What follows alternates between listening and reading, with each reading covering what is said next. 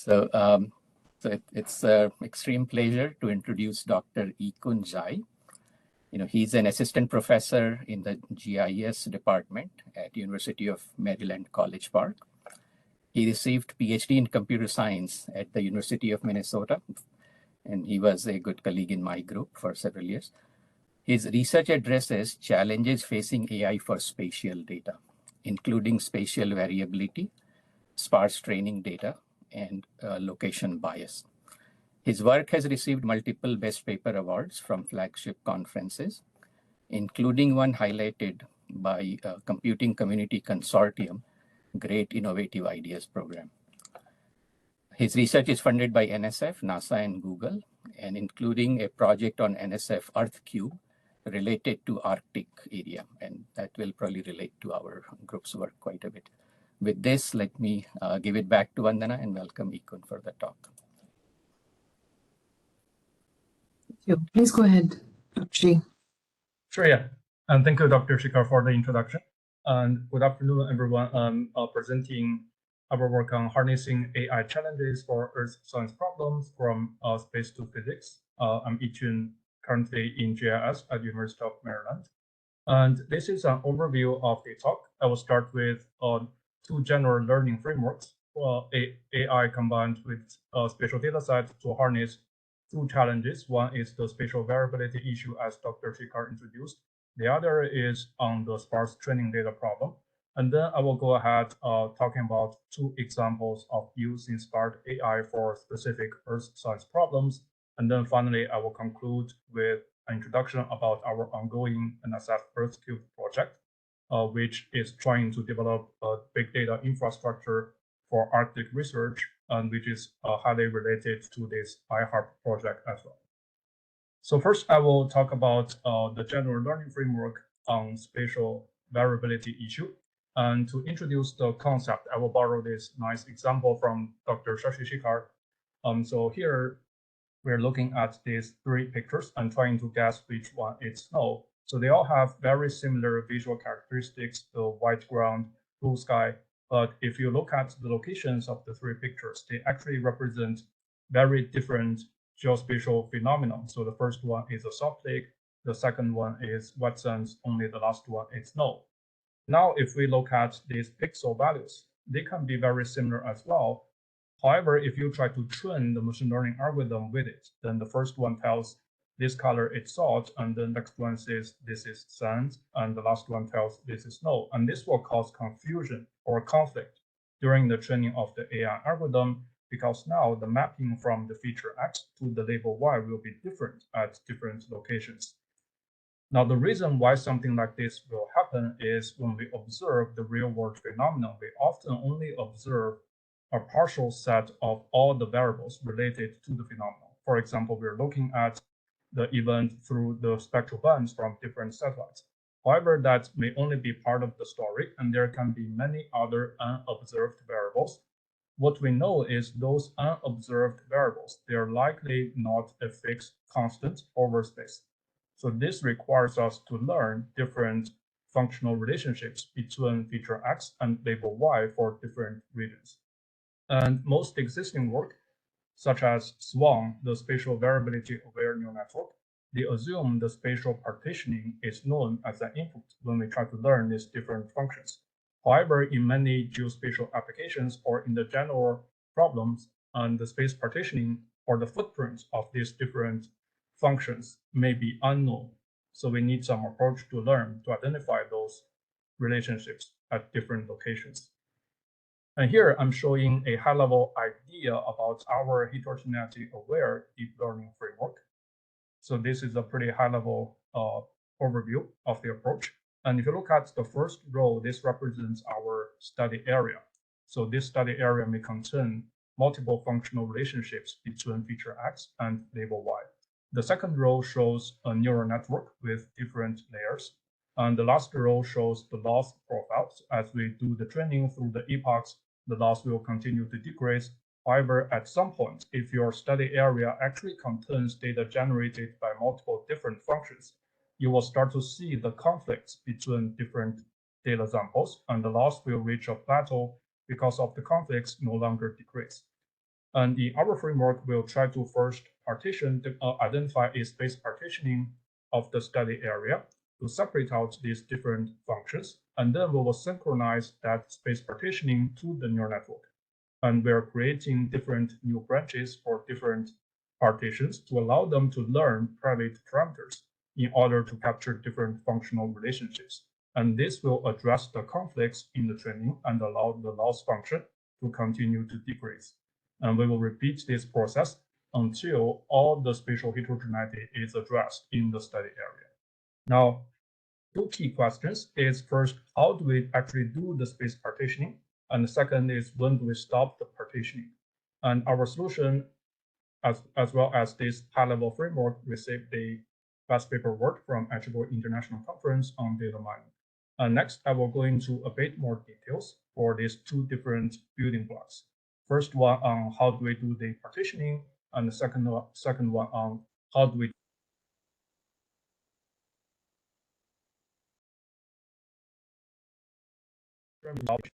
essentially iterating over many different possible candidates for the partitioning.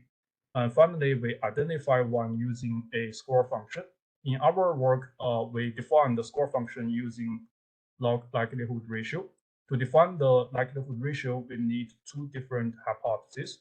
The first hypothesis, the null hypothesis, says in this whole study area, there's only one function generating all the data samples. So there is no spatial heterogeneity.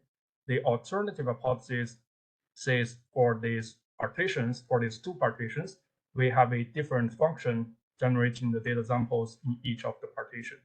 Now, when we take the ratio, we're taking the ratio of the likelihood for the alternative hypothesis over the likelihood for the null hypothesis. So the higher the ratio, the more likely the data follows a heterogeneous distribution rather than a homogeneous distribution. However, the problem is when we try to actually calculate the likelihood, we cannot directly observe the functional relationship between x and y. We can observe the feature x, we can observe the label y, but we don't observe the functional relationship. So in order to do the calculation, we use the prediction error distribution as a proxy to the functional relationship. So here is the rationale. If the x to y relationship is the same over all locations in the study area, then it is more likely that the prediction error distribution will have an more even distribution in the area if the errors are generated by a single function approximated for the whole region. And otherwise, if we actually have different functions in the study area and we're trying to approximate it using one single function, it's more likely we're going to see the error distribution to be more heterogeneous across the locations. And then using this, we are able to calculate the actual likelihood values and then take the ratio. Now, computationally, this is also very challenging because there can be exponential number of different partitioning candidates. And so going over them will make it computationally intractable. Fortunately, our definition of log likelihood ratio satisfies one property called linear time subset scanning property. And this allows us to reduce the search space from exponential to a linear space. And using the linear space, we do the search and we can very efficiently identify the optimal partitioning for this case. And more details on the property and the algorithm, please refer to the paper. And the second question is, how do we determine when to stop the partitioning? And here we do this through significance testing. And the idea is we first start with a single model without the partitioning. And after we do the partitioning, first, we consider two different scenarios. The first scenario is we ignore the partitioning, we continue the training. After a while, we see how the loss is doing. And the other scenario is we accept the partitioning and we create two different branches. Each of the branch represents data for one partition. So this allows the network to learn two different functions. And after that, we evaluate the loss on the same validation data set for the two partitions. If after we do the split, the network gets a significant improvement on the loss performance, if the improvement is statistically significant, then we accept the partitioning and include it in the network.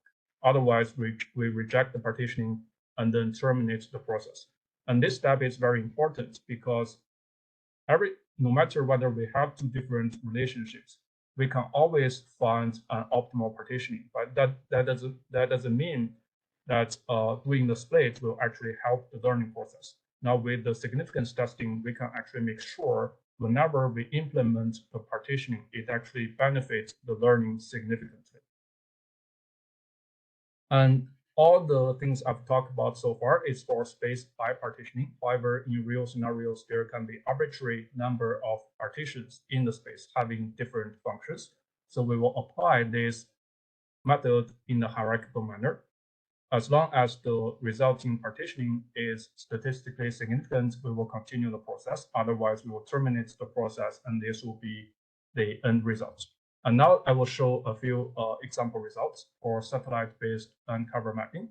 And here we're using Sentinel-2 imagery, the spectral bands from Sentinel-2 dataset, and the labels come from the cropland data layers. We tried out different network architectures using one snapshot imagery or using a time series of satellite imagery for the land cover mapping. And here are some example results. Let's look at the middle column where the base model is a long short-term memory model. On the red box, we're showing the results F1 scores from the base model for different types of crops. And on the right side, in the green box is the result from the heterogeneity-aware learning approach. As you can see, by learning different functions addressing the heterogeneity in the space, we can substantially improve the prediction quality in the study area. And here is a visualization about the space partitions learned. When we start, we learn a high-level partitioning, and we continue to zoom in to sub-partitions as long as the partitioning result is statistically significant. However, now the question is, we have this partitioning for the training region, but we don't know, given a new region, how we can apply the same partitioning over there. It's actually very difficult to apply this to a new region because they can have totally different spatial distribution. So here we need a new approach.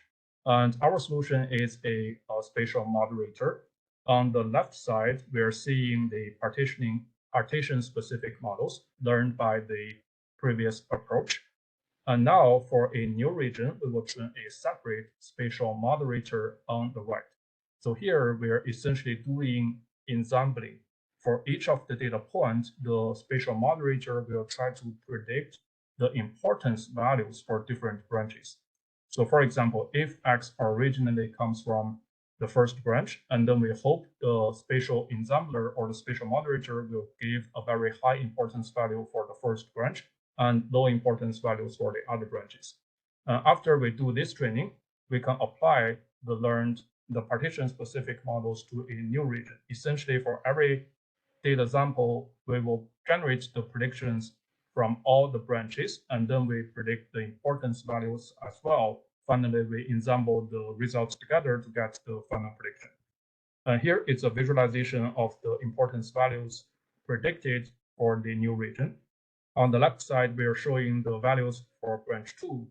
As you can see, for the pixels on the left side of the region, they are giving a higher importance value for branch 2, which means the left side is more similar to the region represented by branch 2 in the training dataset. And this is a mountainous area. And in contrast, if you look at the right side, they actually prefer branch 7 from the training dataset, which means they are more similar. So using this approach, we can generalize the partitions learned from one region to another new test area. So this is a quick question. Okay. Sure, yeah, please go ahead. So this one, you have a sub area. Why is only one branch? Could it be multiple branch together? Yes, so here is only for the visualization purposes. In the learning, I believe we actually have around 12 different branches for the area, and it's going to predict the importance values for all the branches, and then finally we will do the aggregation over all the branches. Okay, thank you. Yeah, thanks for the question. Okay, So if there's no other question for now, I will continue. So the other learning framework is trying to address the sparse training label problem for many Earth science problems. Now, in the spatial setting, very often we not only have very limited observations, but also the samples can be highly localized. So this makes it very difficult to generalize the learned models to new locations. And knowledge-guided learning is a very popular paradigm now. So using physics as an example, when we look at the traditional physics model or mechanistic models, they tend to make some simplifying assumptions because the real-world phenomenon is really complex. So with the simplifying assumption, we can do the physical simulation. And this model, they don't really rely on a lot of training data sets. So this makes the models less susceptible to the overfitting issue, and they tend to generalize better than the deep learning model. Now, if you look at the data-driven deep learning model, they tend to be data hungry. So if you give it a lot of data, they can really learn the complex relationships from the data set and have a better performance. However, if you only give it sparse training data set, it tends to overfit a lot, and then the performance doesn't generalize outside the training samples. Now, the idea for physics-guided learning is we want to combine both of them to get the better side of both. Now, the work I'm going to talk about today is a recent work we developed for physics-guided meta-learning. And in this setting, we are looking at multiple physical models developed for one problem. And typically for many geoscience problems, there are multiple models developed for different scenarios. When we try to apply these models in practice, however, it is very difficult to know which model should we use for the target application. So here we're trying to develop this physics-guided meta-learning in order to help us identify which models we should use to combine with our data-driven machine learning algorithms. And this work received the Best Application Paper Award from SIME International Conference on Data Mining earlier this year. And here I will use base flow estimation as a concrete example. Base flow and surface flow. They are two important components of stream flow. So surface flow is the part which has quicker response to events such as raining and drought. And base flow is the component that is more stable. And predicting base flow is very important for many environmental applications. And for the base flow, surface flow separation, there are multiple physics-based models being developed. As you can see on the right, here are 4 different examples. And again, in application, it's often very hard to judge which one we should use to do the separation. And in our model, since we are talking about physics-guided meta-learning, I will first use this slide to illustrate the high-level ideas behind one meta-learning paradigm called model-agnostic meta-learning, in case some audience are not familiar with this algorithm. So in model-agnostic meta-learning, we admit the fact that different tasks may have different optimal parameters, and it is not possible to learn a single set of parameters theta in order to get the best performance for all these different tasks we have in the training. Now, instead, what we do is we try to find an initial condition theta 0. And the property we want here is from this initial condition, just by updating using a limited set of examples, we can reach very good performance for different tasks. So this is the property that is ideal for us. If we can do this through some training process for all the tasks we have in the training data set, and then we are more confident when we have a new task, we can also do the update using very small number of examples and then get a very good performance. So this is the high-level idea behind meta-learning. Now, as you can see in meta-learning, we do need many different tasks. So the more tasks you have in the training data set, the more likely the model is going to generalize for a new task. Now, in this problem, we obtain the tasks by doing clustering using the hydrological conditions from different river basins. Here we generate n different clusters by clustering on the physical properties.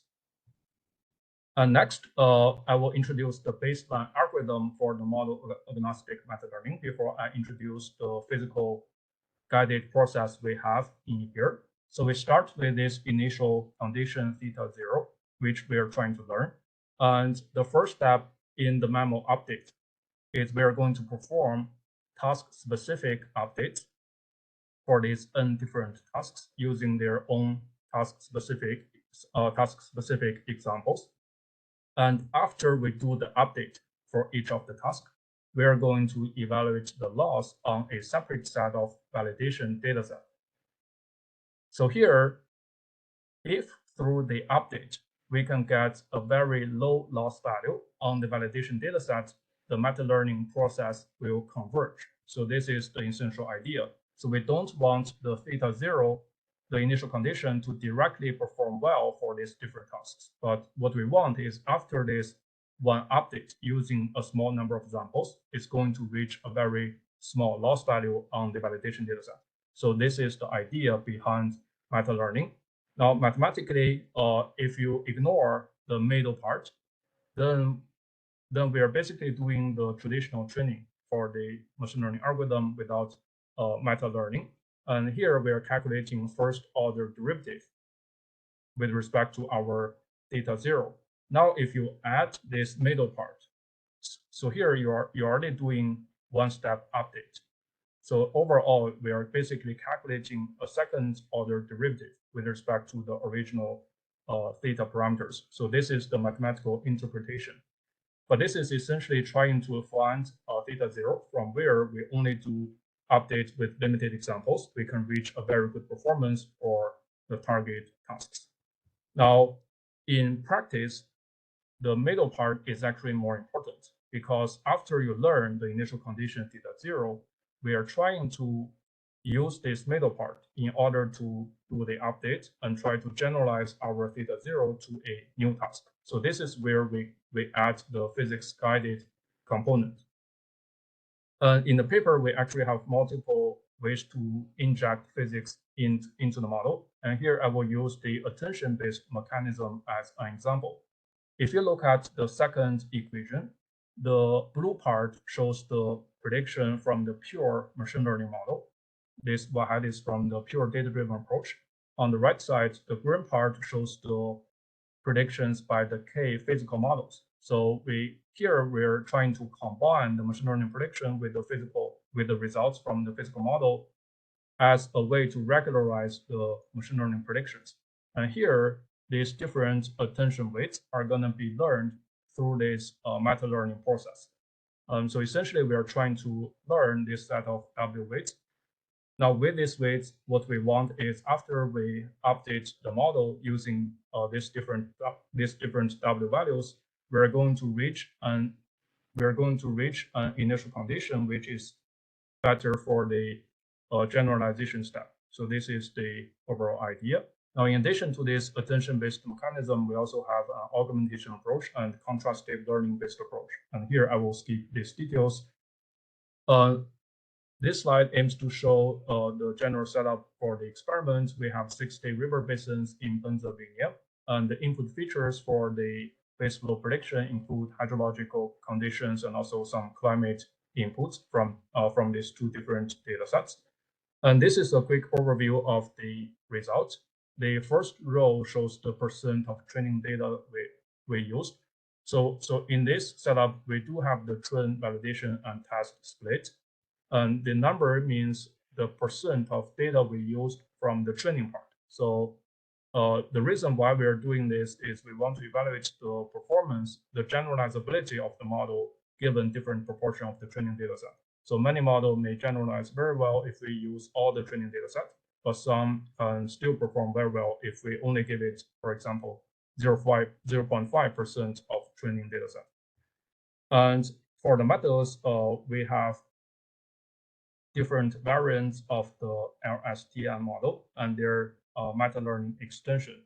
And the green box shows the proposed approach using physics-guided meta-learning. And we can see, especially for the scenario when we have a small amount of training examples, the physics-guided meta-learning method can significantly outperform the baseline approaches, either the LSTM model or their memo extensions.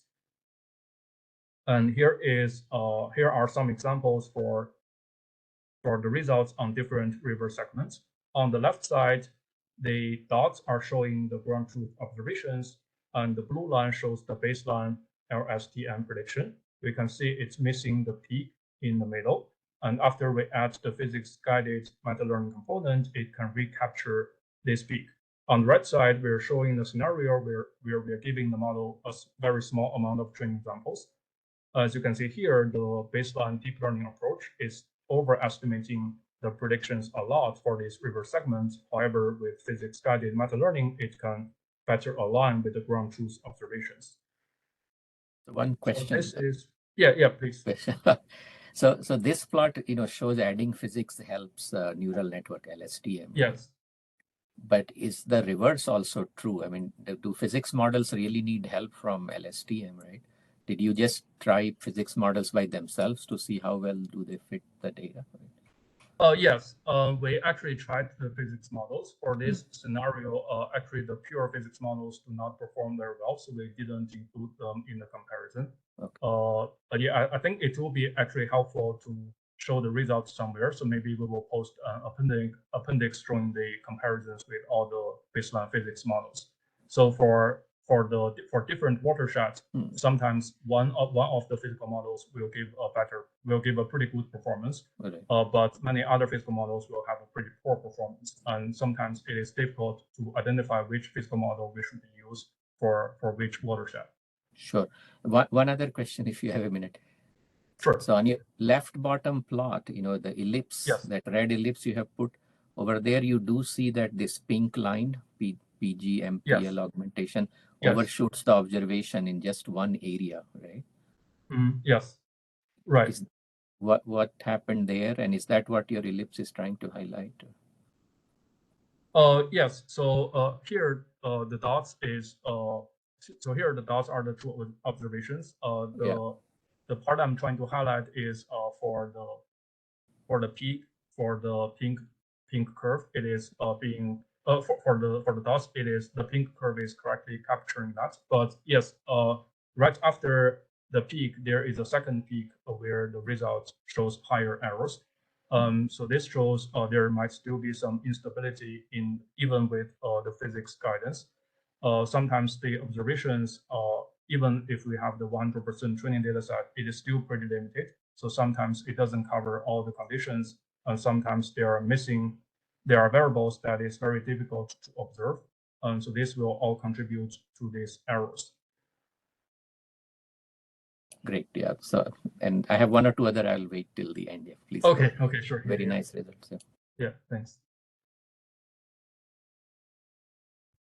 Okay, so then I will continue to talk about two examples for use in Spark AI for specific Earth science problems. And the examples I will use first is on cloud masking, and second is on asset2 height interpolation. So for cloud masking, we are trying to do label-free cloud masking, which means we don't want to use any label information. Here, I will first provide some basic concepts in case some audience are not familiar with the cloud masking problem. For satellite imagery, when we look at it, we will see many pixels are polluted by the clouds. When you do the analysis, you want to have a cloud mask, which tells you which pixels are polluted so you can remove them from the analysis to avoid having those pixels bias your analysis results. We can also have a time series of satellite imagery. And you can see the cloud pixels are at different locations in this time series. So if you remove the cloud pixels and then combine all the other pixels together, you will get a cloud-free composite.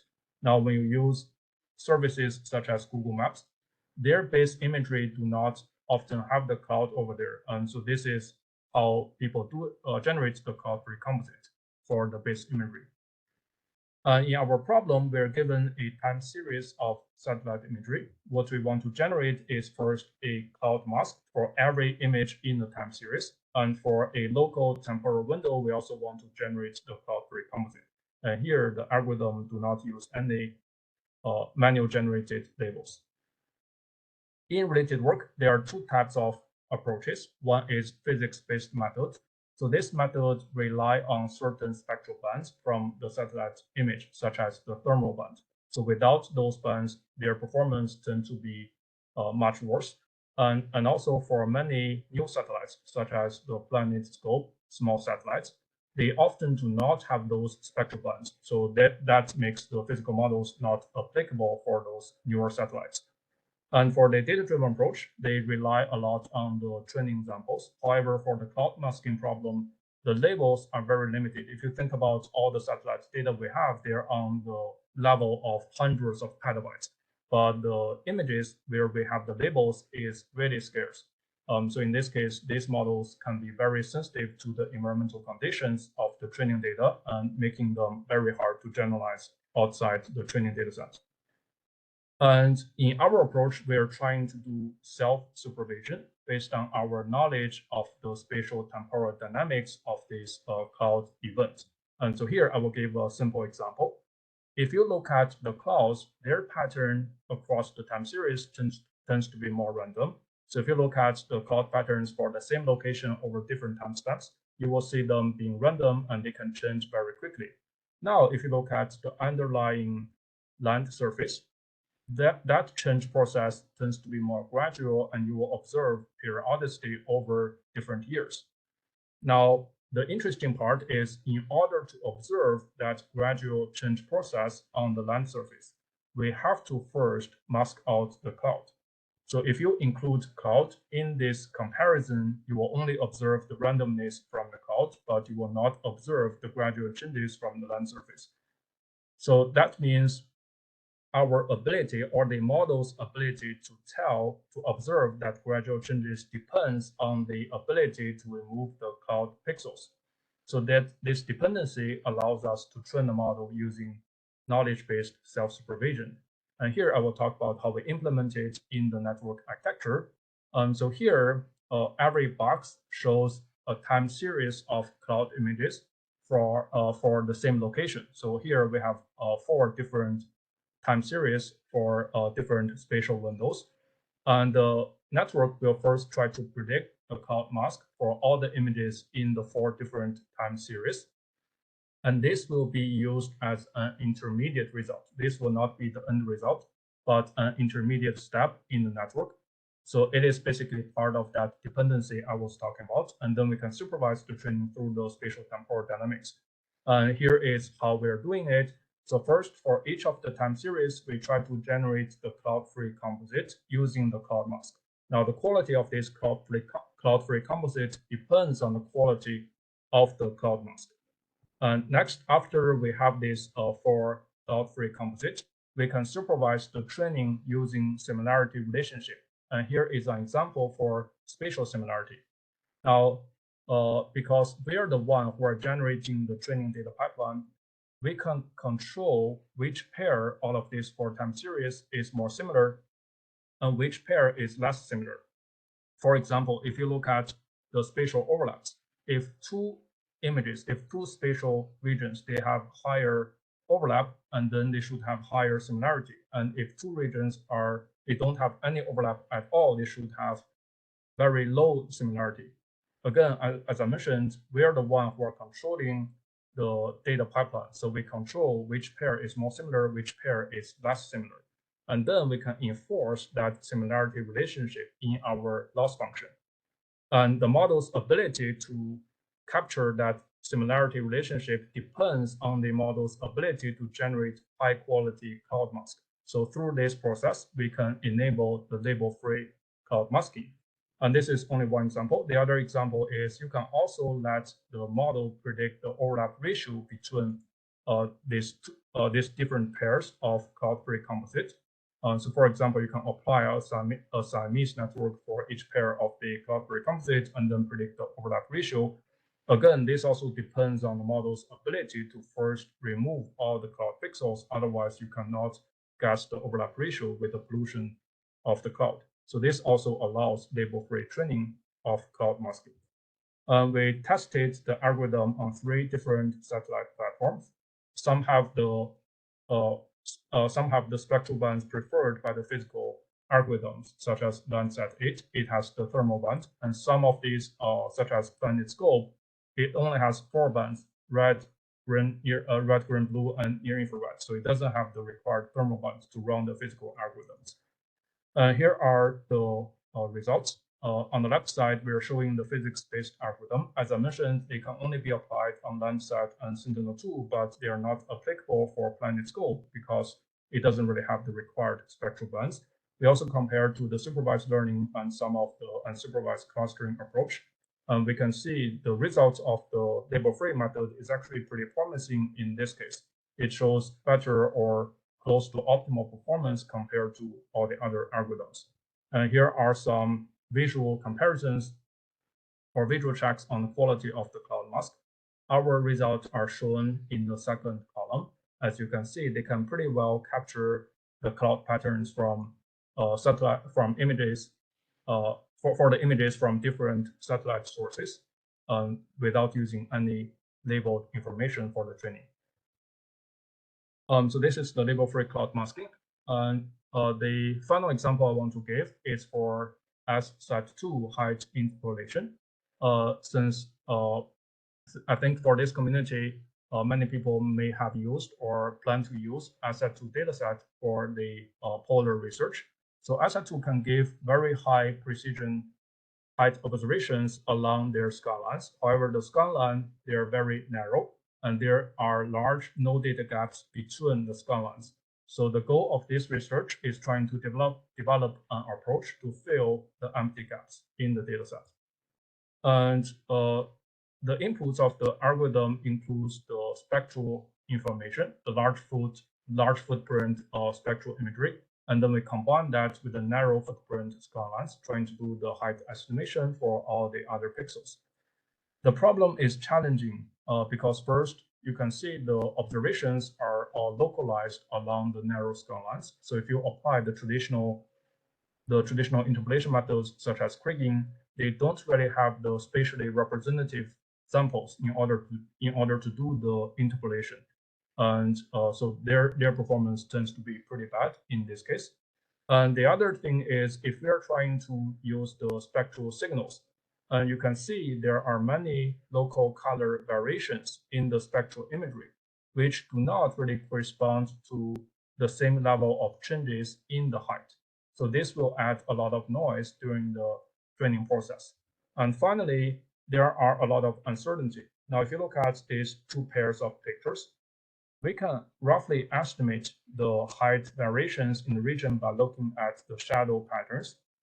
However, they actually have very different base heights. The first one is around 1 kilometer in elevation. The second one is around 3 kilometers in elevation.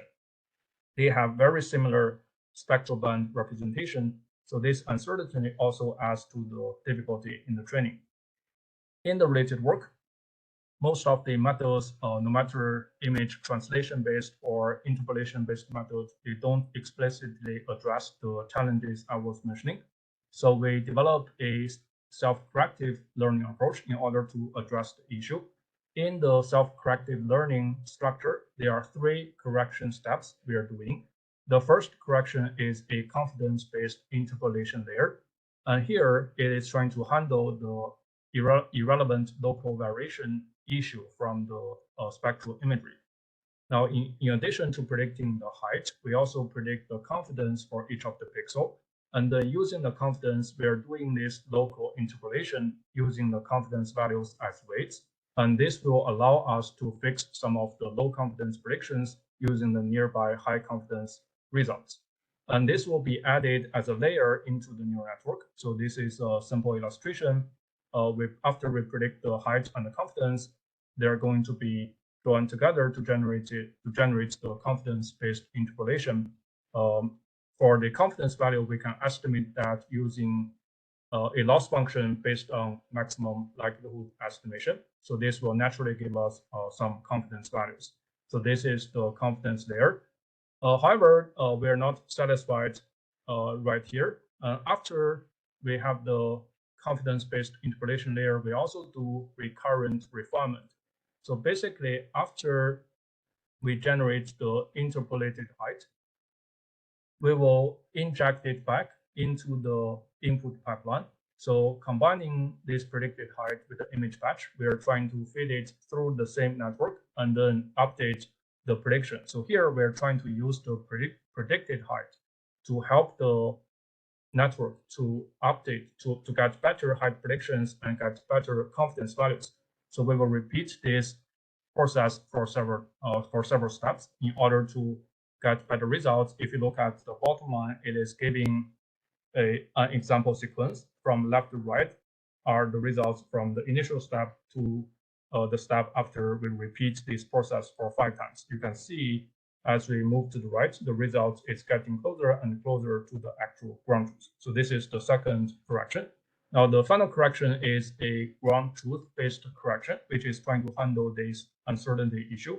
So after we get the height prediction, we actually here adopt another different meta learning paradigm, which injects a least square solver layer into this process. And here we are trying to align the predicted height to the observations along the scan lines in the ground truth data for the same region. And once we run the least square solver, we're going to estimate a set of linear weights. And we're going to apply the linear weights for the other locations in the image as well in order to update the height and get the final prediction. Now, one thing I want to emphasize is here, the linear weight from the least square solver is optimized on the fly. So it is not like we estimate the linear weights and then we apply it to all the images. We will redo this process for every individual image at every step. So once we get the preliminary height prediction, we will run the least square solver on the fly to get the new linear weights. And so this process will be included as part of the training process. So the parameters from the other network layers are going to learn to adapt to this least square solver and then get better height estimation. So this is the final step. And here are some comparison of the results. So we compared to image to height translation methods as well as interpolation methods such as kriging and deep learning based kriging. So again, we can see the results are pretty promising. The self-corrected learning approach can consistently get the best performance in all the testing regions we have near the Arctic area. Here is a visual comparison between the results. We can see the kriging results here appear to be pretty noisy. So the version of kriging we're using is not only looking at the height values, but also consider the spectral bands from the image. So that's why the result looks more noisy. If we ignore the spectral band information, the kriging actually perform pretty poorly in this region. So this is why we have to inject the spectral information. Here is another comparison along the height profile. And here the orange line is the ground truth, and the dark blue line is the prediction by our proposed method. We can see it can best align with the ground truth data for this, for example, height profiles. So this is the final example I want to give. And finally, I will quickly summarize my talk by giving some examples we're doing for our NSF Earth Cube project. So in this project, we're trying to develop a big data system with AI-enabled solutions to help geoscientists to leverage the new big data sets on cheap computing resources in order to facilitate their science discovery process. So the first important layer in our framework is the geoscience data discovery layer. Here is one example. So essentially for the Arctic region, the environment is highly dynamic. So if you are trying to gather different observations from different satellites, you have to identify the coincidental data in there. Otherwise, if there is a 1 hour difference between the visit time of 2 different satellites, the sea ice may already flow to a different region. So it is very important that we can identify those spatial temporal overlaps between different satellites. So this is what we call the coincidental data discovery. And in our infrastructure, in our implementation, we considered many different satellites, and we're trying to stream their trajectories into our data discovery layer, and then as the user specify a simple query, and the our service is going to return all the coincidental data pairs to the users to help them use those information from these different heterogeneous sources. So this is one of the data layer. This has been implemented, and we are actively using this data discovery platform in our ongoing research. After we mature the implementation and complete all the validation, we will open source this so the other people can also use it to identify coincidental data. We also did some preliminary validation of the framework. So here, the right lines shows the path of the ISAT-2 satellite, and the blue lines shows the trajectories of the underflight. So the idea of the underflight is the aircraft is going to fly right under the ISAT-2 satellites. And the goal is to validate whether the observation from the ISAT-2 satellite is correct. So here, since they are doing the underflight, by design, they know which satellite they are flying under. So we get the ground truth of the correct intersection.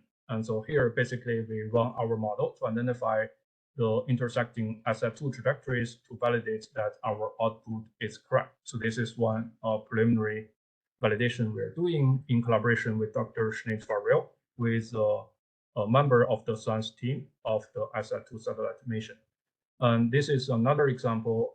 The other important layer in the infrastructure is AI-enabled data analytics layer. And so here I will give an example. Actually, the previously mentioned ISAT-2 height interpolation is another example that we developed for this project. In this new example, we are trying to do approximation of global ecosystem model using deep learning, and this is in collaboration with Dr. George Hurt, who is leading the NASA carbon monitoring system. And Dr. Hurt's group developed a model called the ecosystem demography model in the past 20 years. And this model is very widely adopted by researchers in order to do long-term ecosystem projection, especially for the forest. So they can be used to estimate carbon stocks, carbon sequestration potential to inform the policymaking. The model is pretty accurate, and it has actually been deployed for real operational use, for example, at the state of Maryland. Now, the issue for this model is that it is pretty expensive computationally. So it is trying to do hourly simulation, and you can imagine if we do the hourly simulation over 100 years, it's going to take quite some computational resource. What we're trying to do is to use deep learning to approximate this ecosystem model so we can do fast simulation. However, one challenge is the long-term error accumulation. So if we repeat the process for so many different steps, we are going to accumulate the error for the long-term prediction. If you look at the right figure at the bottom, the green line shows the ad simulation, and the right line shows the deep learning approximation. So you can see the error continues to increase as we move forward in the time series.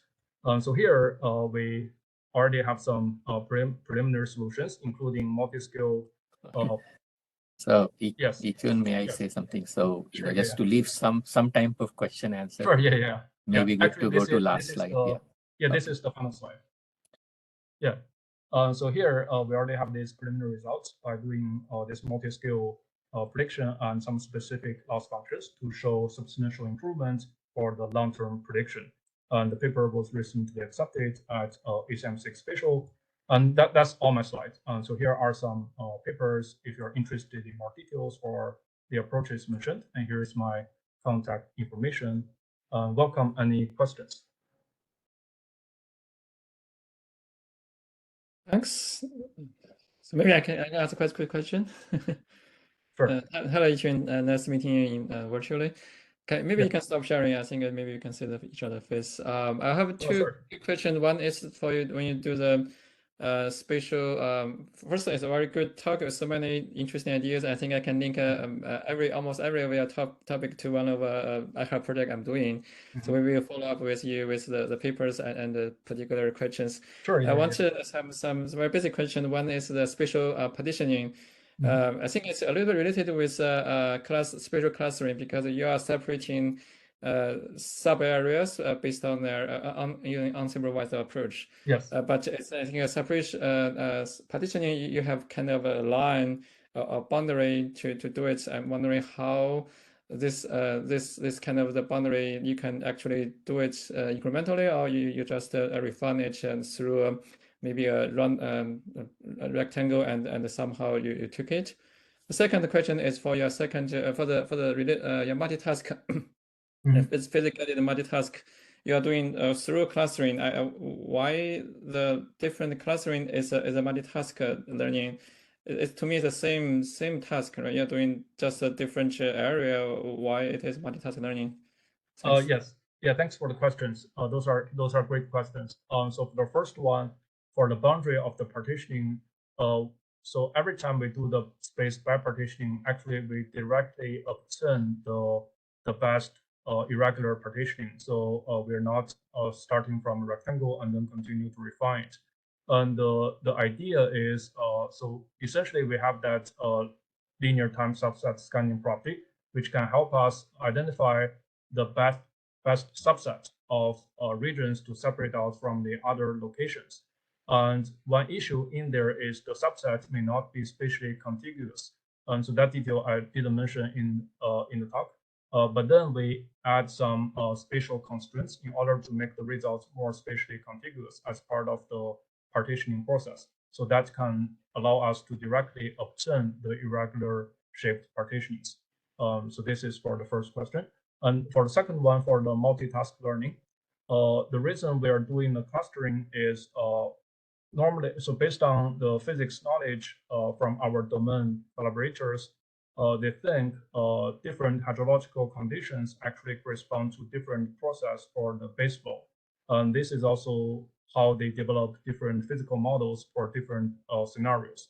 So they recommended us to cluster this into to cluster based on the hydrological conditions, and then maybe separate them into different tasks. And you are correct, there may be some overlaps between the tasks. Even though they have different physical condition, maybe the functional relationship between the X and Y can still be similar. However, our hope is by doing this clustering, we can get many different tasks. And here, some of them may be similar, but many of them will be actually different. So in this way, we get our task, which is actually pretty beneficial for the meta-learning process, which prefers you to have many different tasks in order to better generalize to new tasks. Got it. Thank you. Yeah. Okay. So there was one. Sorry, go ahead. Now, there was a question in chat very early. Maybe you can, Yiqun, you can look at that. It was about your cloud mask. Oh, sure. Yeah. Yeah, you can just read the question to everyone and then answer it. And then. Oh, how do you decide the initial cloud mask? Do you use a traditional algorithm? And here, actually, we do not initialize the cloud mask. So we initialize the neural network parameters. And the initial cloud mask will be based on the initial parameters. So we didn't consider using a traditional algorithm such as fmask. But I think this is interesting. So maybe in the future, we can consider better initializations, maybe using fmask algorithm or the other traditional approaches. Maybe that's going to reduce the time to convergence. All right, Vandana, please go ahead. Yeah, I just wanted to echo what Jianwu said as you were talking, Yiqun, we were messaging students that part is relevant for you, that part is relevant. So I think lots of different parts. I know we have limited time, so maybe students can follow up with you as well, or other researchers in here. For sure. I did have one question about the data sets that you used, when you're talking about the overlap between similar images, especially when you're looking at Landsat or satellite imagery, the underlying annotation or the mask is very important. So did you have like a process to do the annotation first, or did you have like annotated images, or how did you do that similarity and the overlaps? How did you compute that? Or did you use specific vector annotation, or you used raster annotation? I'm curious about that. Oh, yes, that's a great question. So here, when we design the laws, actually we do not require the precise similarity estimation. So similarity is also being considered as an intermediate step. So you are correct. If we are trying to estimate the actual similarity, that will be pretty tricky to estimate. We don't really have a good approach to do that. So in order to avoid that, what we enforce in loss function is actually the direction or the relevant relationship between different similarities. So for one pair, we know it has higher similarity because it has higher spatial overlap. The other pair has lower similarity because it has a smaller spatial overlap. So we are enforcing that similarity relationship. So the first pair is higher than the second pair, but we don't really enforce the precise similarity number.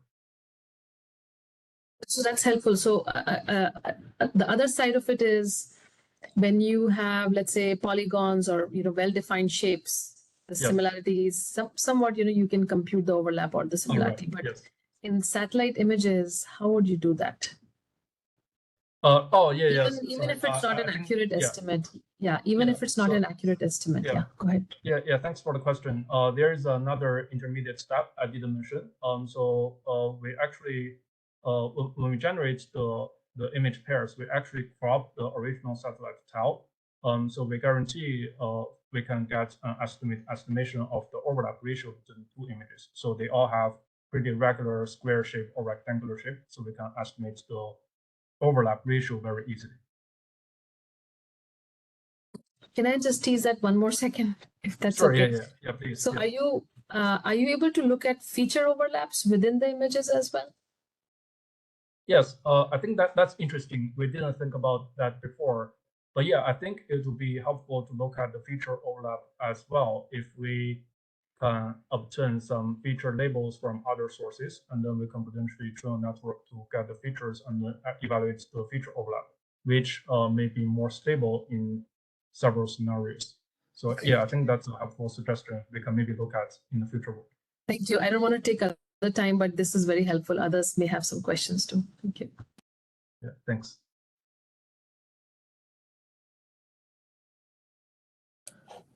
Okay, so I don't see anything in chat. So maybe folks, last call for questions. But again, Yiqun is not far from many of you. So I think we can easily invite Yiqun to come to MBC for a little bit detailed discussion. If no one asks, I have a very quick question. For the last part, you're doing this. I think I said you were saying they have an area that they cannot cover. That's why you're doing the better way doing interpolation.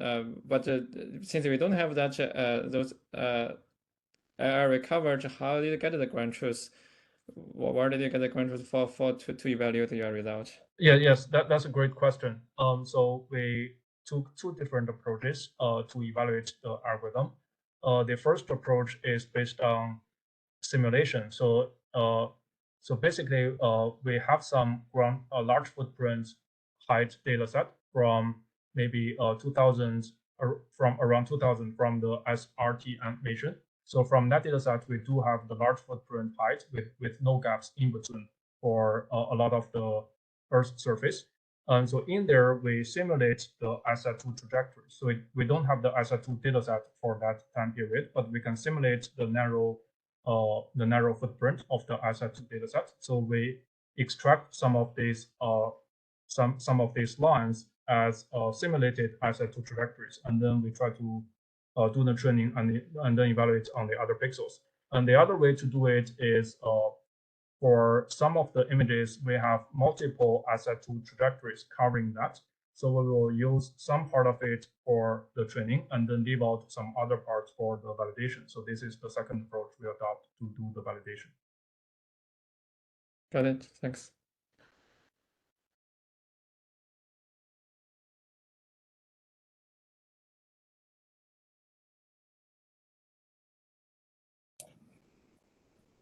All right. Thank you so much, Yiqun, and let me hand it back to Vandana to wrap it up. Thank you so much. I think this was a very, very relevant talk. I'm glad you were able to visit with us and talk. And like everybody expressed, we'd love to have more conversations followed up after this.